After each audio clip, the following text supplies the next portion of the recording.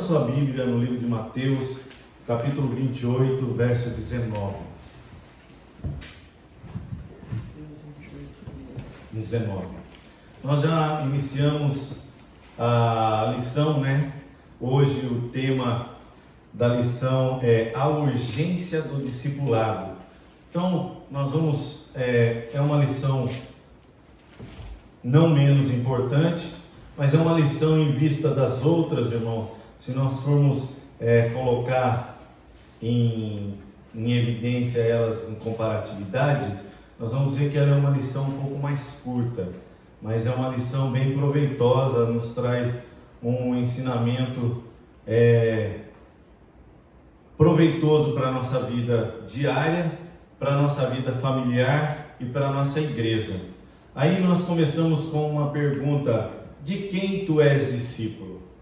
Né? Então, o tema de hoje é a urgência do discipulado. O texto áureo da nossa lição é: portanto, ide e ensinai todas as nações, batizando-as em nome do Pai, do Filho e do Espírito Santo.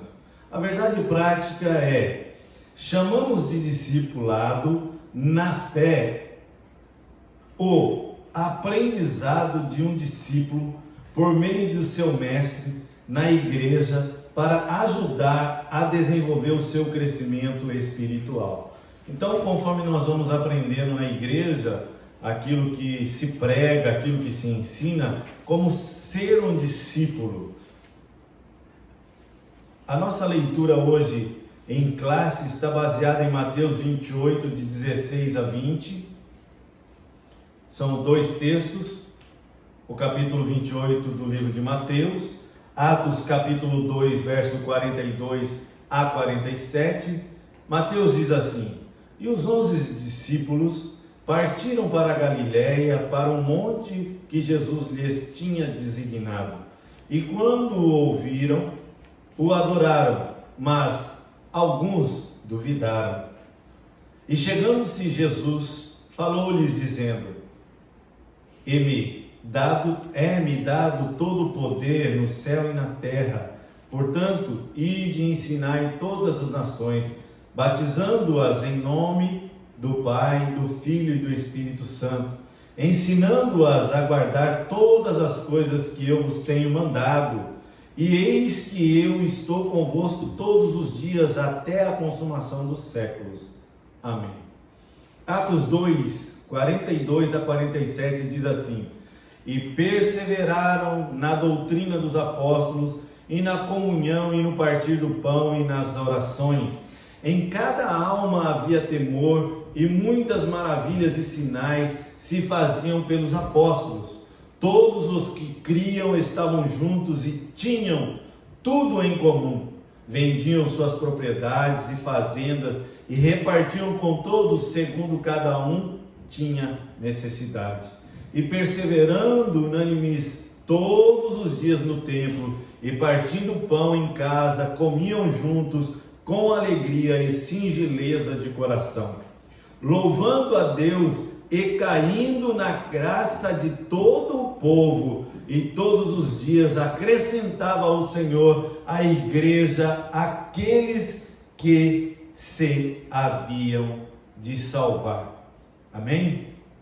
Nós vemos aí uma passagem em que o foco ali é: o discípulo estava aprendendo de quem? Os apóstolos aprenderam de Jesus. E aqueles que acrescentaram foram à igreja, você vê que eles, o quê? Aprendiam dos apóstolos. Então, nós não podemos desviar o nosso foco dentro da igreja da onde nós estamos aprendendo. Então, se nós perguntarmos aqui, de quem nós somos discípulos? De quem o Ricardo é discípulo, o irmão Silvio, a irmã Marina, os nossos irmãos são discípulos. Nós congregamos na Assembleia de Deus, nós viemos à EBD, temos o nosso pastor Givaldo Santos, aqui de Maquinohara, mas nós precisamos enfocar. Temos o nosso pastor, temos a nossa igreja e somos discípulos de Jesus, que o pastor da igreja é imitador de Cristo, e isso ele nos transmite o quê? Aquilo que Cristo lhe ensinou, para que nós sejamos o quê? discípulo dele. Então, tudo aquilo que ele aprende da palavra de Deus e transmite na igreja, nós que estamos na igreja temos que ver espelhado nele e sermos imitador. Então, hoje nós vamos ver nessa lição isso, né? Interagindo com o professor, diz assim: a relação mestre-discípulo é o modelo bíblico do verdadeiro discipulado. Talvez essa relação seja vista de maneira desconfiada atualmente, pois o olhar de certa parte da sociedade moderna revela desconfiança para qualquer proposta em que, de um lado, haja alguém que ensine, do outro alguém que imite. Talvez ainda esse fastio contemporâneo tenha a ver com ideias pedagógicas críticas que veem uma relação de opressão entre mestre e discípulo, professor e aluno. Infelizmente, essas ideias modernas têm descaracterizado a ideia, o ideal bíblico de discípulo. Nós não podemos tirar o nosso foco da Bíblia.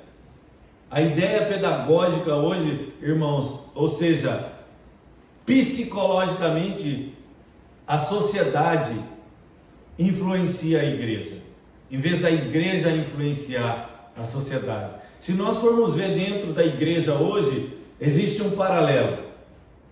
Ou nós cremos no Espírito Santo, ou nós acreditamos muito mais na psicologia moderna que hoje é introduzida dentro da igreja. Nós precisamos fazer uma escolha, e isso requer de quem nós somos discípulos? Do Espírito Santo de Deus, que o que a psicologia vem ensinando nos seus estudos é aquilo que está dentro da palavra de Deus. Então nós temos que fazer uma escolha. Nós temos que saber de onde está vindo a nossa fonte de aprendizado. Então nós não podemos nos perder no caminho. É como nós irmos para Tóquio e tomarmos o rumo de Nagoya. Não tem como, você vai parar em Nagoya, não em Tóquio. O ensino bíblico mostra que é necessário que haja alguém experiente e idôneo que ensine a pessoa disposta a aprender. Agora, se nós viemos para a igreja, queremos ensinar, então você tem que estar disposto a aprender de alguma fonte. E se não for a fonte bíblica, aí fica entre aspas. Opa, da onde está vindo o conhecimento dele? Então nós temos que ser específico de onde vem o nosso conhecimento. Se vem da palavra de Deus, ou vem de alguma raiz da palavra de Deus, se esse ensinamento, ele tem fundamento. Amém? E pessoas dispostas a aprender, com o objetivo de atingir a estatura de varão perfeito. Efésios 4, 11 a 14. Na fé cristã, a relação entre o mestre e o discípulo é atemporal. O nosso mestre por excelência é o Senhor Jesus. Espere-se que os crentes mais experientes atuem no sentido de ensinar aos mais novos a imitarem o nosso Senhor e Salvador. 1 Coríntios 11, 11. Alguém pode ler para mim, por favor? 1 Coríntios capítulo 11, verso 11. Para nós sabermos realmente o que Paulo fala aos coríntios, o que ele está realmente dando uma visão desse 11. Senhor e Salvador. No Senhor, todavia, a mulher não é independente do homem, nem o homem independente da mulher. Continua. Pois assim como a mulher proveio do homem, também o homem nasce da mulher. Mas tudo provém de Deus. Amém. Tudo provém de Deus. Veja bem, o homem, ele não é independente da mulher, e a mulher, ela não é independente do homem. Então forma uma família, forma uma mentalidade, forma um ser. Então o que é a igreja? Nós somos um ser vivo. A igreja, dentro da sociedade, ela tem que ter um pensamento, uma maneira de agir. Introdução. O discipulado acompanha a pregação do Evangelho desde o princípio e é de fundamental importância como base inicial na formação cristã no novo convertido. A forma que a igreja local o desenvolverá somará na formação do caráter cristão para o bem ou para o mal. Irmãos, alguém que foi muito importante na minha vida como discípulo de Cristo foi um pastor na igreja a qual eu me converti. Era da igreja batista, a primeira igreja batista de São José dos Campos, um pastor que se chamava Liberato Colombani. Esse homem, juntamente com outro cooperador da igreja chamado Joel, foram os principais tutores da minha vida na igreja. Se não aparecesse na igreja durante 2 sábados, por exemplo, nós tínhamos trabalhos de evangelização no domingo de manhã. Já com 11 anos, nós íamos para evangelizar. São José dos Campos, ali não tinha um lugar que a gente não ia com uma perua verde água do irmão Joel. Então entrava 12 pessoas dentro de uma perua. Então ou a gente ia para o Motorama, ou a gente ia para a Vila Industrial. Então saía esse povo. Se passasse de 3 finais de semana sem ir, já vinha o pastor, esse pastor Liberato Colombani, já vinha em casa. Ele naquela época não tinha telefone. Então isso foi me dando em quem eu me espelhar, porque eles eram pessoas que transmitiam para nós de 11, 12 anos daquela época, em quem nós podíamos confiar que a vida cristã tinha uma doutrina, tinha uma linha. Então, geralmente ele estava lá na abertura do trabalho dos jovens, o pastor, depois ele passava a direção para o nosso irmão Joel, e ele nos ensinava hino. Tenho na minha cabeça o hino chave. Nós chamávamos, o nosso grupo se chamava Embaixadores do Rei. Então eu tenho na minha cabeça esse hino que ele nos ensinou até hoje. A letra está na minha cabeça e ele não sai. Então isso foi servindo de base.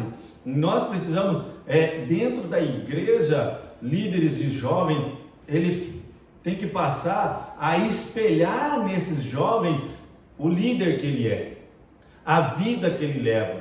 Ele ter dentro da igreja, aqui dentro dessa lição, está ensinando isso. Você ser um espelho para as pessoas que estão ao seu redor, que são novos convertidos dentro da igreja. O líder, o pastor, o evangelista, o presbítero, por exemplo, se numa reunião ele se faz presente, ele serve para ser esse espelho. Dentro do grupo de louvor, dentro do grupo das irmãs, quem lidera, ela tem que ter o quê? A convicção que ela está ali para liderar, mas também dentro dela ela tem que ter aquilo que aqui, interagindo com o professor, está dizendo, que as pessoas têm que ter a compreensão de que elas precisam ser lideradas, elas precisam ser ensinadas. Se nós não tivermos essa nossa índole de aprendermos, queremos ser liderados, queremos aprender algo de alguém, não querer ser aquele sabe tudo. Platão, ele diz o quê? Quando ele introduziu na sua era a filosofia, eu nada sei. Ele disse aos seus discípulos, eu nada sei. Quando ele falou isso, o que acontece? Platão era liderado por quem? Se você for olhar na linha de pensamento, ele era liderado por Sócrates, influenciado por Sócrates. Então, se você for olhar, são 3 grandes pensadores e filósofos que influenciaram e influenciam até hoje. Então, nós, como pastores dentro da igreja, até onde nós podemos influenciar dentro da igreja? Então, a isso é que nós temos que aprender com essa lição de hoje. O que é o discipulado? Na sua lição está escrito assim: o termo discipulado vem de discípulo, que significa aprendiz, aluno, seguidor. Então nós vamos ser eternos aprendizes. Se você entrar, vamos voltar aqui para a Ásia. Se você for na China, e vamos dizer que você quer ser liderado por um líder de Kung Fu. Se você for naqueles templos lá, o líder daquele lugar, ele tem uma técnica para lidar com aquelas pessoas que vão lá. Se aquela pessoa não quer ser liderada daquela maneira, o líder faz assim: esteja à vontade para você sair daqui. você não é preso. Então, lá existem o quê? Treinamentos que eles levam a sério, e nós aqui dentro da igreja, muitas vezes, nós somos relaxados. Por quê? Nós não queremos ser discípulo, porque talvez a imagem daqueles que estão liderando não nos agrada. O pastor fulano não nos agrada, o pastor ciclano não nos agrada, o presbítero fulano não nos agrada. Isso é fugir do discipulado. Por mais pequeno que a pessoa seja dentro da igreja, seja um faxineiro, ele tem alguma coisa para te ensinar. Aquilo que você não é capacitado para limpar, por exemplo, se a pessoa for faxineira, aonde ele vê sujeira, você que não é faxineiro, não consegue ver. Essa é a diferença do discípulo. É se espelhar em quem está te ensinando, para você fazer até um dia melhor do que aquele que está te ensinando. É isso que Cristo quer de nós. Então nós temos que prestar muita atenção nisso. Isso vale no âmbito secular e religioso. Qualquer sentido desse termo se aplica ao cristão. O discípulo. O termo se aplica com frequência nos evangelhos aos seguidores de Jesus. Mateus 5:1, João 2:12. Disso segue os discipulado, ensino para ser seguidor de Cristo, ou seja, é o ensino bíblico, base para o novo convertido, desenvolver-se espiritualmente. Aonde está a dificuldade dos irmãos que são discípulos? É olhar para esse local. O que? O mundo espiritual, irmãos. Volto aqui a enfatizar entre duas aspas, o coronavírus. Está fazendo com que a igreja enxergue que o mundo espiritual é real. Se você não estiver pronto hoje, amanhã pode ser tarde. Então é isso que Deus está ensinando através da palavra dele. O mundo espiritual é real, e se você não cair na realidade, você vai assar. Então nós precisamos viver uma vida espiritual real. Trata-se de instruções que abrangem vários aspectos da vida, na área espiritual, emocional e social. O ministério do ensino ocupa espaço relevante no cristianismo. Aparece na lista de dons da graça de Deus. Se é ensinar, haja dedicação ao ensino. Romanos 12:7. A grande comissão de Jesus, que está escrito em Mateus 28:18-20, está escrito assim: é no nome que se dá a comissão que o Senhor Jesus designou para a evangelização das nações. O verbo ensinar, ensinar todas as nações, ou façam discípulos de todas as nações. Façam discípulos de todas as nações. Mateteo. Fazer discípulo, discipular ou discipulado não é opção, irmãos. Algumas pessoas estão pensando que ser discipulado é opção. Não, eu quero ser discipulado. Mas se você perguntar para ele o que está escrito em Jeremias capítulo 28, verso 2, muitos irmãos não sabem. Mas os versículos, se você reparar na igreja, todo mundo, vamos dizer, de 100%, 27% sabe os versículos que já vem se pregando há anos atrás. Ou seja, as palavras mais conhecidas hoje. Mas se você for, por exemplo, por que Jonas temia? Ontem foi pregado sobre Jonas e Nínive. Mas qual é a realidade de Jonas temer a ir a Nínive? Os irmãos já pararam para perguntar por que Jonas temia?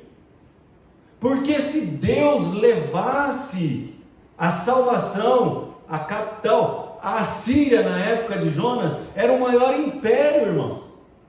O medo de Jonas, eu vou lá, aquele povo se arrepende, mas tem o maior exército. Eles vão o quê? Deus vai perdoar, vai tornar eles mais fortes e vai trazer o exército deles todos para o meu povo. Vai liquidar a minha nação. Está entendendo? E Jonas, ele queria fechar os olhos, sendo que Deus estava falando direto para o coração dele. Vai lá. Ontem o irmão, ele falou, o povo precisa de palavra. Muitas vezes nós estamos o quê? Negligenciando aquilo que está dentro da igreja, sendo o quê? Falta de ser discipulado. Então, falta de aprender. A grande comissão ainda nós continuamos aí. O discipulado não é opção, é mandamento divino. Então, você aprender de Cristo é mandamento divino. Não é opção. Para a edificação e crescimento espiritual de cada cristão. Além do discipulado, ele também ordenou que esses novos discipulados, os discípulos, guardem o que aprenderam. Muitos de nós levamos o quê? Nada para casa. Achamos que a igreja é um ponto de encontro social. Nós vamos ver isso ali na lição um pouco mais à frente. Achamos que viemos aqui para bater papo com os irmãos, ver só o pastor falar uma palavra assim, suave, ou como hoje está acontecendo muito no Brasil isso, é a palavra, irmão, Deus falou que você vai receber a sua bênção. É uma palavra alineatória, sem um objetivo. E o irmão na casa dele, ele orou, o Senhor me abençoe. Opa, Deus está falando hoje comigo. Deus está falando realmente com o irmão. Mas e a palavra de aprendizado que a igreja precisa aprender? Aonde ela está? Nós precisamos olhar para isso. Nós estamos fazendo discípulo como? Um discípulo banana, que se quebra ao meio a qualquer hora, se ela bater no chão ela racha? É esse tipo de discípulo que a gente está querendo construir dentro da igreja? A nossa mentalidade ela tem que mudar. Ela não pode ser um discípulo banana, um discípulo laranja, onde só um gomo presta e os outros não. Nós temos que parar com essa mentalidade, senão o futuro da igreja brasileira no Japão e o futuro do cristianismo no mundo, ele pode o quê? Jesus vai voltar e ele diz o quê? Haverá fé na terra ainda? Ele mesmo disse, ainda haverá fé na terra quando ele voltar. Então, com que fé nós estamos o quê? Doutrinando aqueles que querem ser doutrinados dentro da igreja. Ou seja, as doutrinas e os pontos doutrinários que Jesus ensinou, o livro de Atos mostra os apóstolos no quê? No cumprimento dessa palavra. Irmãos, a palavra se cumpre em nós, aquilo que os apóstolos ensinaram se cumpre em nós. A palavra que Moisés ele pregou dentro dos 5 primeiros livros se transferiram para os profetas. E nós vamos ver que quando Jesus nasce, se cumpre nele todas as profecias. Se você procurar dentro da Bíblia quantas profecias existem em Jesus, um matemático ele fez uns cálculos dizendo assim: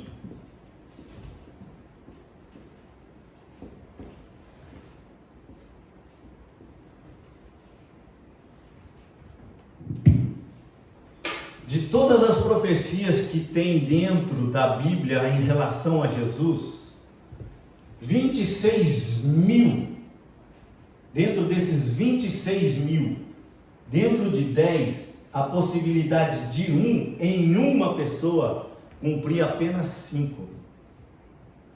Mas, para que Jesus fosse quem ele é, todas as profecias teriam que se cumprir nele. Não sei se os irmãos entenderam o raciocínio.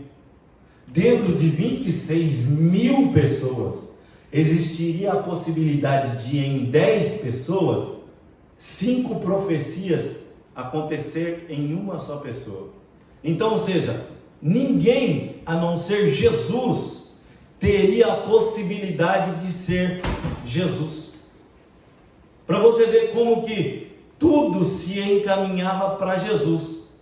Não tinha possibilidade de ninguém ser Jesus. Você vê como que é interessante? Até na matemática se comprova de que o Cristo era ele. Se você for na física, a física ela comprova de que Jesus é quem ele é. Então não tem como nós sermos discípulos de Jesus e duvidarmos dele. Não tem como, é impossível isso, irmãos. Nós crermos em Jesus e duvidarmos dele. Tiago ele diz assim, ó, fé e dúvida não podem o quê? Andarem juntos. Então, se você congrega na igreja, mas tem dúvida daquela igreja, não tem alguma coisa errada na igreja, tem alguma coisa errada em você. Porque a palavra que está sendo ensinada naquela igreja é a palavra que esse um aqui, Cristo, está pregando. A sua audição é que está o quê? Tem algum problema com ela, está sunindo errado no seu coração, está sunindo errado na sua alma. Então nós precisamos o quê? Sincronizar essas coisas. O erro não está em quem está pregando, está em nós que estamos ouvindo. Então sermos discipulados também é termos discernimento e deixar o Espírito Santo. Irmãos, não duvide quando alguém pregar aqui em cima que é o Espírito Santo de Deus que está pregando. Não duvide disso.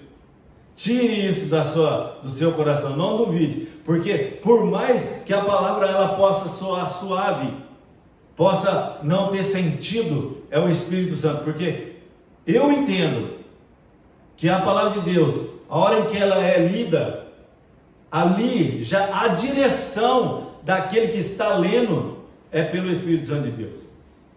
Então você precisa conhecer o Espírito Santo de Deus, você precisa conhecer a palavra para vocês terem o discernimento de que é Deus que está falando. Então, olha só, a educação cristã na doutrina, a doutrina dos apóstolos, Atos 2,42, está dentro do corpo doutrinário que Jesus ensinou aos seus discípulos durante o seu ministério terreno e que depois o Espírito Santo se encarregou de orientá-los. João 14,26. Alguém pode ler, por favor? Enquanto eu continuo, o currículo de qualquer um dos nossos cursos teológicos, isso é o pastor que está falando aqui, ele põe algo pessoal dele, lá da igreja dele. O currículo de qualquer um de nossos cursos teológicos custam diversas disciplinas sobre Deus e Jesus, o Espírito Santo e a Trindade, sobre os anjos, os homens e o pecado, sobre a expiação, a salvação, sobre a morte, a ressurreição dos mortos, sobre a sua vinda e a igreja. Jesus falou e ensinou sobre tudo isso e muito mais, como a teologia, a prática, a ética, aquilo que o cristão deve praticar no seu dia a dia. O ensino nesse contexto pode se referir também aos cursos teológicos. Lê por favor para mim. João 14,26. Quem achou?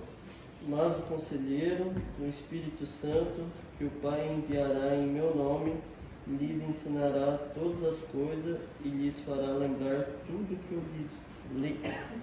lhes disse. Tudo que eu lhes disse, eu volto a repetir. Se você não lê a Bíblia, a palavra não entra em você, o Espírito Santo não tem como você fazer, como ele trabalhar em você, para você em alguma dificuldade, como o pastor Eduardo falou semana passada. Se a pessoa falar só de Covid e você não é banhado pela palavra de Deus, você vai deixar a Covid te levar. Agora, se você é discípulo da palavra, o que acontece? Posso todas as coisas naquele que? O Senhor é o meu pastor e nada me? Irmãos, de quem nós somos discípulos? É a pergunta que está ali, né? Então veja bem, não deixe ser seduzido pelas coisas que o mundo está te levando, as notícias estão aí levando. Muitas vezes nós compartilhamos algumas coisas que nos traz informação, mas na frente dessa informação existe um ponto de interrogação, ou seja, será que essa informação está lhe trazendo, ela é real? É bom que você fique o que? Alerta, porque pode ser verdadeira como pode ser mentirosa. Então, algumas coisas que nós compartilhamos, até dentro da internet existe uma polícia, o quê? Como que fala?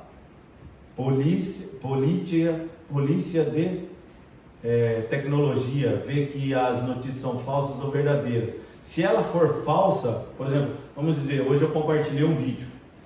Se aquela notícia for falsa, por eu ter compartilhado, daqui uns dias essa polícia, através da minha compartilhação, o que vai acontecer? Ela é ou é verdadeira, a polícia vai ver se aquela notícia é verdadeira ou se ela é falsa. Se ela é falsa, vai chegar até a sua rede social, essa notícia é falsa. Verificado por tal. Hoje mesmo eu compartilhei um que saiu vários números, ou seja, o computador, ele na realidade, ele lê códigos. Então saiu vários códigos. Depois que eu vi esses códigos, então eu compartilhei. Por quê? Porque existe uma dúvida da pessoa que está falando se essa notícia é verdadeira ou se essa notícia é falsa. Então nós não podemos de primeira instância acreditar naquilo que as notícias estão fazendo. Por exemplo, eu vejo, por acompanhar a notícia do Jornal Brasileiro, de que o Brasil ele está sendo usado para várias coisas. Existe uma intenção diabólica em cima da nação brasileira com esse vírus. Não é uma coisa normal. O Brasil ele alimenta as nações no mundo, mas a nossa nação passa fome. Então, o vírus na realidade está trazendo uma realidade em que muitas vezes a sociedade está tampando o olho. Para que mandar tanto soja para os Estados Unidos e China, sendo que a nossa nação necessita? É porque nós temos que ganhar dinheiro. Não, o Brasil não ganha dinheiro. O Brasil só ganha dinheiro com as exportações, nos impostos e taxas. Quem ganha são os produtores. Então nós precisamos ver isso. Então a Bíblia, nós precisamos ver o que a Bíblia nos ensina, de quem nós somos discípulos. Até aí na folha, no final ali, eu coloquei embaixo, de quem tu és discípulo? E uma das opções aí que os irmãos vão escolher aí é as diversidades, a sua igreja, seus pais, seu pastor, Jesus.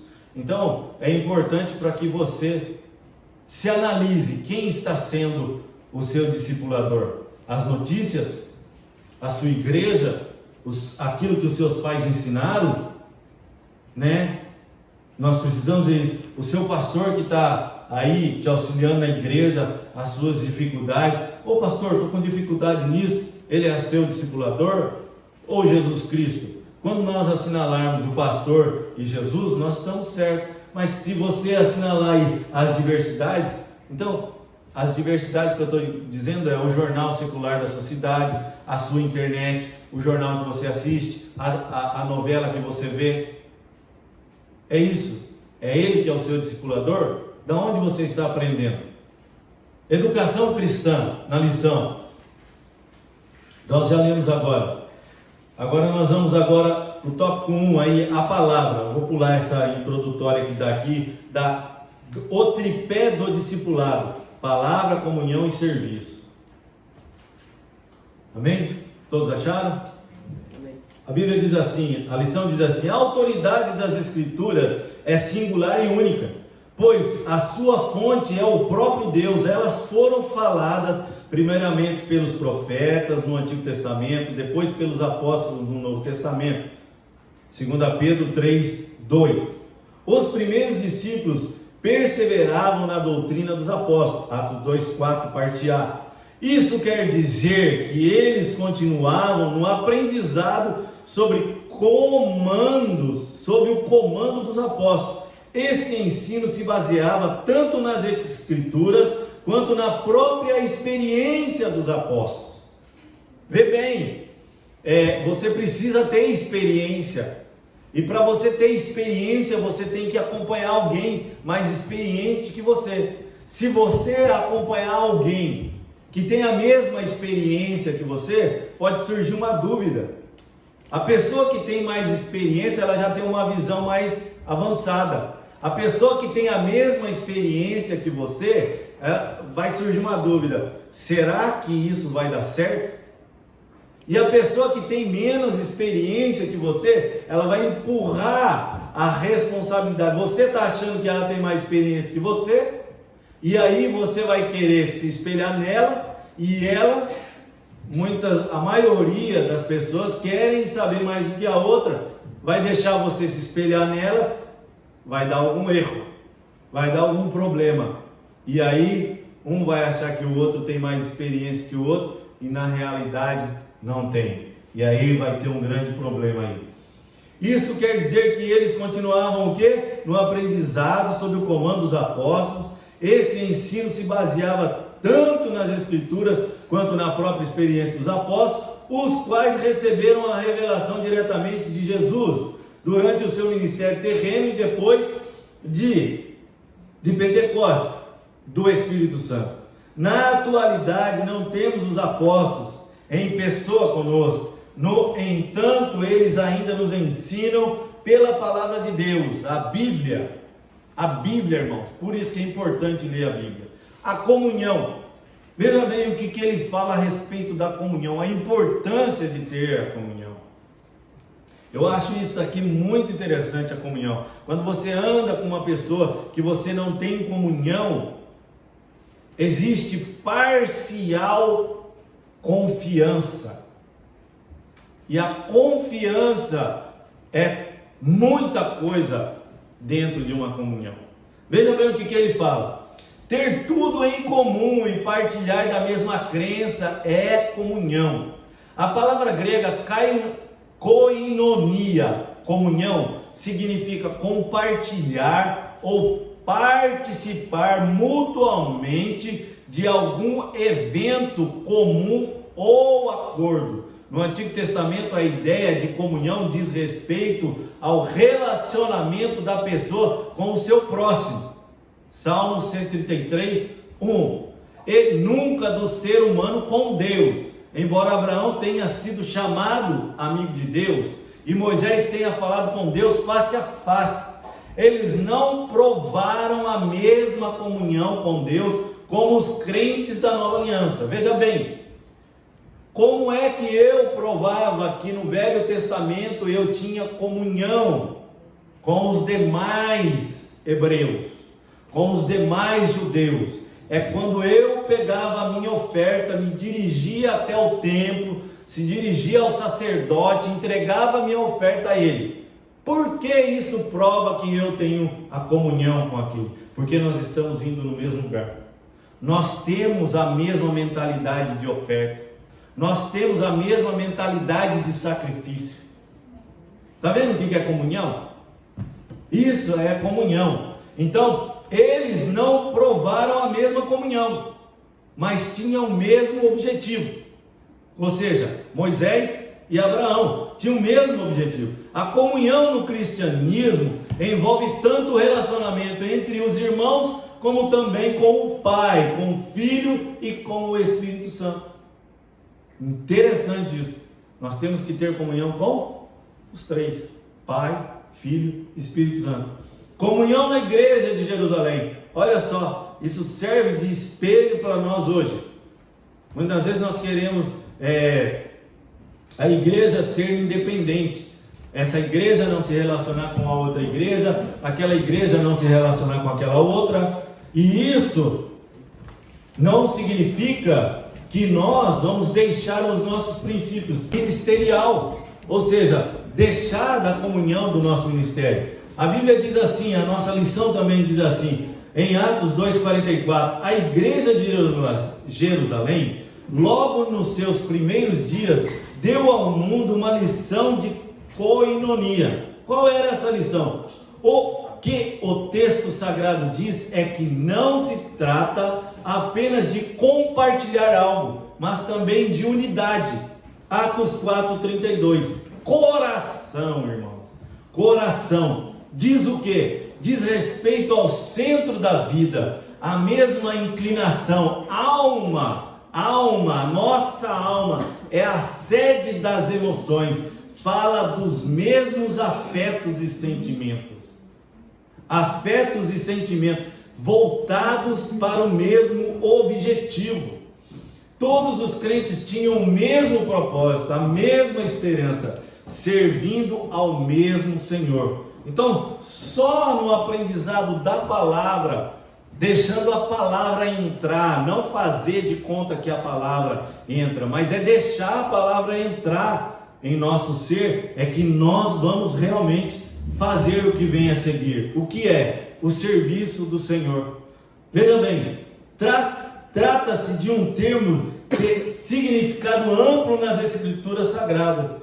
O termo visto isoladamente quer dizer um trabalho realizado para alguém ou algo seguindo as suas instruções. O termo no Antigo Testamento se relaciona, na maioria das vezes, aos sacerdotes. Nós somos o quê? Sacerdotes escolhidos por Deus, por Cristo, para fazer o quê? A obra que Ele colocou na mão da igreja. Amém? Amém. O termo no Antigo Testamento, volto a repetir, se relaciona, na maioria das vezes, aos sacerdotes no santuário e também a qualquer pessoa temente a Deus. Josué 24:15. Alguém pode ler, por favor? Na primitiva igreja de Jerusalém, o serviço cristão está representado sumariamente na perseverança, no ensino dos apóstolos, na comunhão, na partilha do pão e nas orações. Isso que Deus espera de cada um de nós no cumprimento da grande comunhão. Amém? No serviço do Senhor. Agora nós vamos para o tópico 3, que é o discípulo e o crescimento da igreja. Já vamos para o crescimento espiritual, enquanto o Ricardo lê aqui para mim, por favor. Se porém não lhes agrada servir ao Senhor, escolham hoje a quem não servir. Se aos deuses que os seus antepassados serviram além do Eufrates, ou aos deuses dos amorreus, em cuja terra vocês estão vivendo, mas eu e minha família serviremos ao Senhor. Seja o que? Josué aí nessas palavras, irmãos, ele fez uma escolha que Moisés fez.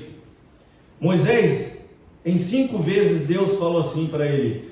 Moisés chega até Deus e fala assim: Senhor, tu me trouxeste até aqui, me fez dirigir este povo pelo deserto, tu não vai me deixar entrar na terra prometida? Olha os textos de Moisés. Deus fala assim: não, Moisés, você não vai entrar. Moisés chega a Deus pela 2ª vez e Deus responde da mesma maneira: Moisés, não, tu não vais entrar.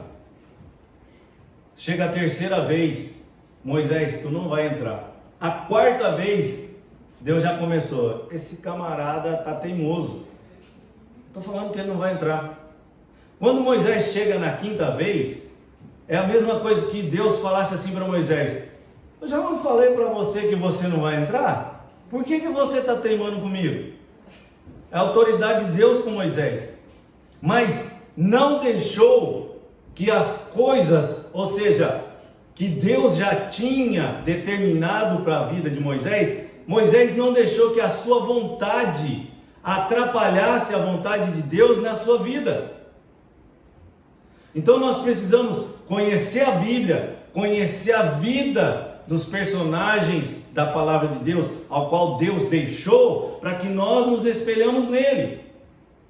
Por isso que Deus coloca no coração de Josué essa palavra, em que ele diz ao povo assim: se vocês quiserem escolher os deuses aí, da onde está lá, além do rio, além até do mar vermelho, pode escolher. Eu e minha casa não, nós vamos servir. Mas se dentro da minha casa também não quiser, eu e minha esposa vai. Se minha esposa não quiser, eu vou.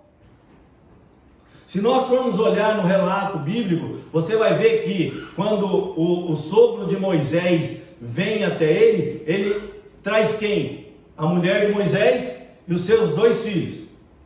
Só que essa é a única vez que você vê a Bíblia falando da mulher de Moisés e seus 2 filhos. É a última. Depois, mais para frente, você não vê. Você pode ver algumas passagens a respeito dos filhos de Moisés, mas sobre a esposa de Moisés já não se fala mais. Significa, Deus escolheu Moisés, siga-me quem quiser. A Bíblia está ensinando isso para a igreja. A igreja tem que olhar para frente e pregar a palavra com ousadia, com respeito e com ousadia às pessoas, mas olha, vamos andar, vem atrás. Jesus, quando ele passava nos caminhos, nós podemos olhar nos livros dos evangélicos que o cego de Jericó, para ele ser curado, ele teve que gritar. O homem lá no tanque de Betesda, ele teve que ter um diálogo com Jesus. Então, irmãos, aqui dentro da palavra de Deus, dentro da lição, está nos ensinando isso. Não é a circunstância que tem que nos parar. Isso nos mostra de quem nós somos discípulos. Nós precisamos ser discipulados e deixar a palavra de Deus nos discipular. O crescimento espiritual, o processo do discípulo tem por objetivo instruir o novo convertido sobre os vários aspectos da vida cristã. Todas as pessoas que vêm a Cristo precisam ser discipuladas. Isso porque elas tornam o quê? Se tornam novas criaturas. 2 Coríntios 4, 5, 17. E passam a viver uma nova experiência. Romanos 6, 4. Só que como que ela vai ter uma experiência com Cristo se ela não conhece Ele? É através da nossa vida. É ouvindo a palavra de Deus. Elas precisam ser ensinadas para o seu crescimento espiritual e amadurecimento na fé. Crescei na graça e no conhecimento de nosso Senhor Salvador Jesus Cristo. 2 Pedro 3,18. Esse é o crescimento espiritual e sadio. Nós precisamos crescer sadio. Se a igreja ela tem umas balançadas, irmãos, é como você passar uma escova para tirar carrapato. Nem todos saem. Muitos saem. Os que estão mais gordos, eles saem. Na igreja, quando ela dá uma balançada, alguns caem assim para fora assim, é porque esses ou estão engordando demais e não estão fazendo nada na obra. Deus faz isso. Crescimento numérico. O processo do discipulado proporciona à igreja, além do crescimento espiritual, o crescimento numérico. Atos 9:31. Note que o propósito da terceira viagem do apóstolo Paulo não foi para plantar igrejas locais, mas para discipular e ensinar a igreja de Efésios. Um dos exemplos: formar e treinar obreiros para a seara do Senhor. Ele ficou ali durante 3 anos. Para quê, irmãos? Para instruir aquelas pessoas que viviam ali. Hoje, o que está acontecendo na nossa sociedade do dia de hoje, dentro da igreja, as pessoas não se deixam ensinar. Nós temos 4 fases na nossa vida. Do 1 aos 10 anos, nós não sabemos nada. Dos 10 aos 20, nós aprendemos alguma coisa. Dos 20 aos 30, nós já sabemos muita coisa. Dos 30 aos 40, nós já começamos a querer aprender mais nada. E dos 40 aos 50, nós já achamos que sabemos tudo. Dos 50 em diante, as nossas experiências são mais, o quê? Importante do que a dos outros. E aí então, o que o outro falar para você não serve. Então, nós precisamos olhar para a palavra de Deus e dizer para nós mesmos: preciso aprender algo mais, porque até o dia da sua morte, você vai aprender alguma coisa. Você vai aprender que na hora da morte, acontece algo muito interessante. Algumas pessoas se desesperam, mas algumas pessoas, elas são pacientes. Até ali, Deus vai te testar, até o último segundo. Se você for desesperado, na hora que você deitar ali, que Deus for te chamar, você não terá uma morte tranquila. Mas se você tiver paciência e colocar o seu coração, a sua alma, que está dizendo aí na nossa lição, nas mãos do Senhor, irmãos, partiremos tranquilamente. Fique com medo de corona, não. O exemplo da igreja em Antioquia, da Síria. O público da igreja de Antioquia era gentio, identificado como gregos. Amém? Nós já vamos terminar. Os apóstolos de Jerusalém enviaram Barnabé para discipulá-los. Ao se deparar com um grupo de gregos convertidos, ele concluiu que ninguém seria melhor do que Paulo, para ensinar esses novos crentes de costumes estranhos. Barnabé não hesitou em buscá-lo em Tarso. para essa nobre tarefa. Atos 11, versículo 25. Eles discipularam a igreja durante o ano inteiro. Assim, desde muito cedo na história do cristianismo, a igreja se preocupa com o discipulado, pois fazer discípulo não é a mesma coisa que fazer membro da igreja. Algumas pessoas estão pensando só em vamos trazer para a igreja e deixar o povo dentro da igreja. É se preocupar em mudar a mentalidade das pessoas que estão vindo de fora da igreja, influenciar elas na mente de Cristo. Não é na sua mente racional e carnal, mas na mente, naquilo que a palavra ensina. Essa é a parte mais importante. Deus tem interesse no bem-estar social e espiritual do ser humano. Isso vale para a igreja e para a sociedade. Se você estiver na igreja ou não, a palavra de Deus ela é importante para a sociedade, querendo eles ou não. Isso vale para a igreja e a sociedade. A educação com base nos princípios cristãos é importante porque, além dos valores espirituais, contribui na construção de uma sociedade civilizada. Irmãos, se nós formos olhar para o Brasil, veja bem, se a igreja ficar fechada, se o comércio ficar fechado, uma coisa que as autoridades, ou seja, policial civil, policial, qualquer tipo de policial ou fiscalização não está tendo uma mentalidade civilizada, é que se o comércio continuar do jeito em que está, isso é uma palavra minha aqui, pessoal minha, não haverá recolhimento de impostos e o Brasil não terá dinheiro para pagar salário de policial, de médico, de servidor público.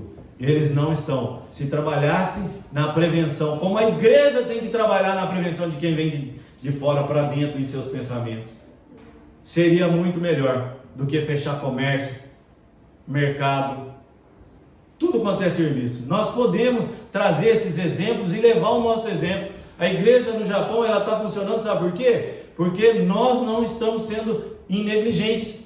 Máscara, álcool, na entrada tem álcool, todo mundo de máscara. Só eu aqui que estou falando, por isso que eu estou sem máscara, meu irmão. Mas a minha já está aqui, ó. Está no bolso. Acabou aqui, a gente já pega a máscara. Então, irmãos, é ser civilizado, disciplinado.